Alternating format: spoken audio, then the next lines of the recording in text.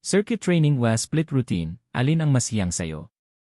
Pagdating sa pag-ehersisyo, dalawa sa pinakamainit na paksa ang circuit training at split routine. Pero paano mo malalaman kung alin ang mas angkop sa iyong buhay at layunin? Kung lagi kang nagmamadali, ang circuit training ang para sayo. Ito ay mabilis at walang patid, mga ehersisyo na mabilis na nagpapalitan na may maikling pahinga. Parang one-stop shop.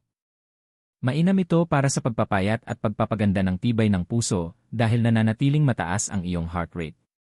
Tapos, pawis na pawis ka na agad. Sa kabilang banda, kung ang pangarap mo ay magpalaki ng muscle at magdagdag ng lakas, ang split routine ang kailangan mo. Dito, nakafocus ka sa isang parte ng katawan bawat araw. Mas binibigyan mo ng atensyon ang bawat muscle na nagpapahintulot ng mas matinding paglago. Ito ay mas seryoso at nangangailangan ng mas maraming oras, pero sulit para sa mga seryoso sa bodybuilding. Ang pinakamahalaga, walang tama o mali.